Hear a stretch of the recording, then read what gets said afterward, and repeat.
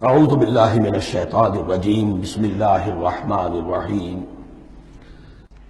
سابقہ امت مسلمہ بنی اسرائیل، ان کے ساتھ خطاب کا سلسلہ سورہ بقرہ میں 5ویں رکوع سے شروع ہوا اور 15ویں رکوع کے آغاز تک چلے گا۔ یہ 10 رکوع ہے۔ عرض کر چکا ہوں بار بار، اور اس کو میں چاہتا ہوں آپ اچھی طرح ذہن نشین کر لیں کہ اس میں سے پہلا رکوع جو ہے وہ دعوت کا ہے، وہ بہت فیصلہ کن ہے۔ یہی وجہ ہے کہ دیکھیے اس رکوع کا آغاز ہوا یا بنی اسرائیل اذکروا نعمتی التی انعمت علیکم واوفوا بعہدی اوف بعہدکم وایای فارہبون، اور خود بخود ظاہر ہو رہا ہے اسلوب کلام سے کہ اگلے رکوع سے بات کا رنگ بدل گیا ہے۔ یا بنی اسرائیل اذکروا نعمتی التی انعمت علیکم وانی فضلتکم علی العالمین واتقوا یوما لا تجزی نفس عن نفس شیئا ولا يقبل منها شفاعة ولا يؤخذ منها عدل ولا هم ينصرون۔ یہ تہدید کا انداز ہے، دھمکی کا انداز ہے۔ تو میں نے عرض کیا تھا کہ 5واں رکوع اس خطاب میں بمنزلہ فاتحہ ہے، بہت اہم ہے، اور بقیہ جو 9 رکوع ہیں ان میں بریکٹ کا انداز ہے کہ 2 آیتوں سے بریکٹ شروع ہوتی ہے، انہی 2 آیتوں پر بریکٹ ختم ہوگی۔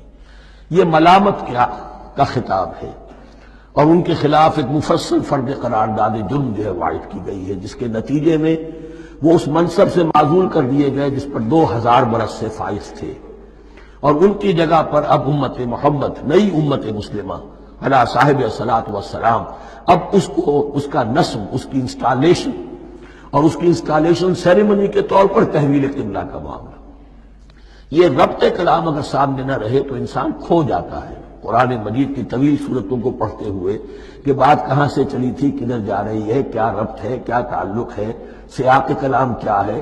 اس کو میں اس لیے بار بار، حالانکہ مجھے معلوم ہے کہ وقت کم ہے، لیکن میں اس چیز کو زیادہ اہمیت دے رہا ہوں۔ اب ان 9 رکوعوں کے مضامین میں کچھ تو واقعات ہیں، تم نے یہ کیا، تم نے یہ کیا، تم نے یہ کیا۔ ظاہر بات ہے ترجمہ تو کرنا ہوگا، کچھ مختصر وضاحت بھی کرنی ہوگی، لیکن ان کے تفصیل میں جانے کی ضرورت نہیں ہے۔ لیکن آپ نے دیکھا کہ کچھ واقعات کے بعد پھر کچھ ایسے یونیورسل ٹروتھس بیان ہوئے ہیں، ایسے عظیم حقائق کہ جو ابدی حقائق ہیں، ان کا کسی وقت سے، کسی قوم سے، کسی خاص گروہ سے تعلق نہیں، وہ تو اصول ہیں، سنت اللہ ہم انہیں کہہ سکتے ہیں۔ یہ اللہ کے جو عام قوانین ہیں، قواعد ہیں اس کائنات میں۔ ایک تو قوانین ہے طبعیہ، فزیکل لاز، ایک مورل لاز ہے کہ جو اس دنیا میں اللہ تعالیٰ کی طرف سے کار فرما ہے۔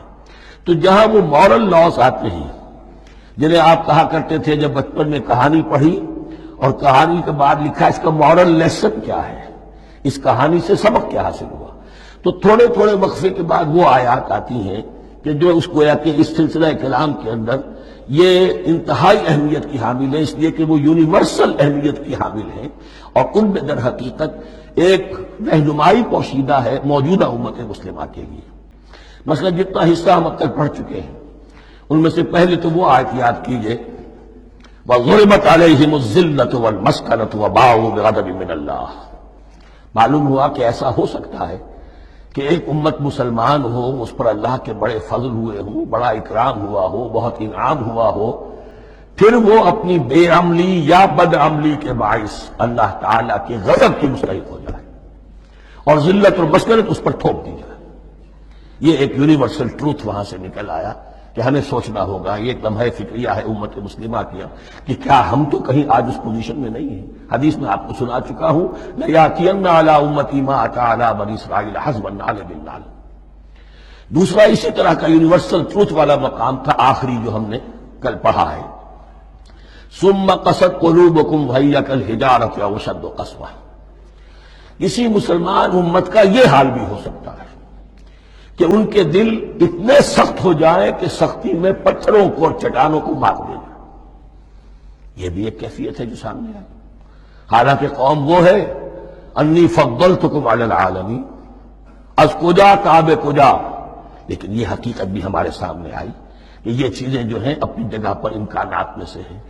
البتہ یہاں ایک بات میں عرض کر دوں کہ اس قساوت قلبی میں پوری امت برابر مسلط جو ہے مبتلا نہیں ہوا کرتی، اس میں امت کے جو قائدین ہوتے ہیں اور امت مسلمہ کے قائدین اس کے علماء ہوتے ہیں، سب سے زیادہ شدت کے ساتھ یہ خرابی ان میں آتی ہے۔ اس لیے کہ باقی لوگ تو پیروکار ہیں، پیچھے چلتے ہیں، وہ اعتماد کرتے ہیں کہ یہ ہے اللہ کی کتاب کے پڑھنے والے، یہ ہے تورات کے حامل، یہ جانتے ہیں، وہ ان کے پیچھے پیچھے چل رہے ہوتے ہیں۔ لیکن جو لوگ جان بوجھ کر اللہ کی کتاب میں تحریف کر رہے ہوں، انہیں تو پتا ہے ہم کیا کر رہے ہیں۔ جو لوگ جان بوجھ کر حق کو پہچان کر اس کا انکار کر رہے ہیں، انہیں تو پتا ہے کہ ہم کیا کر رہے ہیں۔ در حقیقت یہ سزا ان پر آتی ہے۔ یہ بات اب ان آیات میں جو آج ہم پڑھنے چلے ہیں بہت زیادہ واضح ہو جائے گی انشاءاللہ۔ فرمایا افتطمعون ان یؤمنوا لکم، تو اے مسلمانوں کیا تم یہ توقع رکھتے ہو کہ یہ ایمان لے آئیں گے تم پر، تمہاری بات مان لیں گے؟ ظاہر بات ہے مسلمانوں کو توقع تھی کہ مشرکین مکہ تو بہت دور تھے دین سے، توحید سے دور، رسالت کا کوئی تصور ہی نہیں، کتاب تو ان کے پاس تھی ہی نہیں۔ یہ تو یہود ہیں اور ان کے پاس تو کتاب رہی ہے، یہ موسیٰ کے ماننے والے ہیں، یہ توحید کے علم بردار ہیں، یہ آخرت کا بھی اقرار کرتے ہیں، تو انہوں کو جھٹپٹ مان لینا چاہیے۔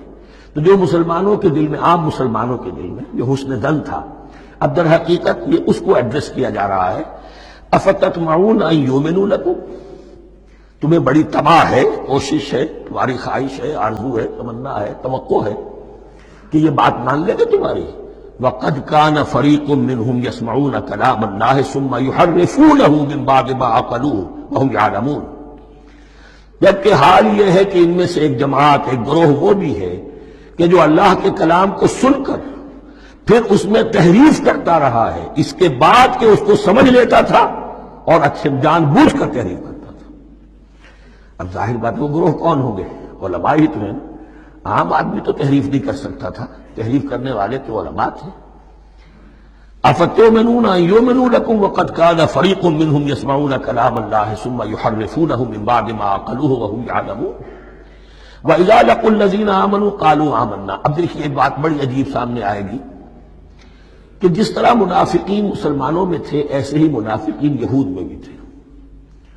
یہود میں سے کچھ لوگ ایسے تھے کہ جن پر حق جب منکشف ہو گیا، اور کچھ ان کی صالح فطرت بھی تھی، اب وہ آنا چاہتے تھے اسلام کی طرف، لیکن اپنے خاندان کو، گھر والوں کو، اپنے کاروبار کو، اپنے قبیلے کو چھوڑنا بھی ممکن نہیں تھا، اور قبیلوں کی سرداری جو ہے وہ ان کے علماء یہود کے پاس ہے۔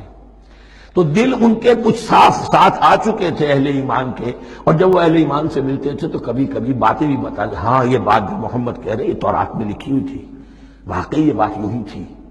اب اس کے بعد جب وہ جاتے تھے اپنے شیاطین کے پاس، وہی شیاطین ان کے علماء، ان کے بڑے سرکردہ لوگ، تو وہ جا کر انہیں ڈانٹ ڈپٹ کرتے تھے، بے وقوفو یہ کیا کر رہے ہو تم، یہ بات بتا رہے ہو انہیں تاکہ اللہ کے ہاں جا کر وہ تم پر حجت قائم کرے کہ انہیں پتا تھا اور پھر بھی انہوں نے نہیں مانا۔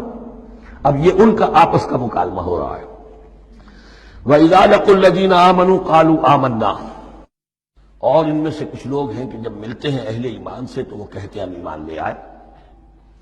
وَإِذَا خَلَا بَعْضُهُمْ إِلَىٰ بَعْضٍ، اور جب وہ خلوت میں ہوتے ہیں ایک دوسرے کے ساتھ، قالوا وہ کہتے ہیں اتحدثونہم، کیا تم بتا رہے ہو ان کو، بما فتح اللہ علیکم، وہ باتیں جو اللہ نے کھولی ہیں تم پر، لیحاجوکم بہ عند ربکم، کہ وہ تم پر حجت قائم کریں تمہارے رب کے پاس، کہ اللہ اس نے مانا تھا کہ ہاں تورات میں یہ ہے، تو تم ذرا عقل سے کام لو، اور یہ حقیقتیں جو تورات کے ذریعے سے ہمیں معلوم ہے مسلمانوں کو مت بتاؤ۔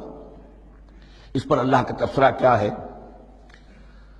افلا تعقلون، یہ تو ابھی انہی کا قول ختم ہوا کہ کیا تم عقل نہیں ہے کہ تم ایسا بے وقوفی کا کام کر رہے ہو؟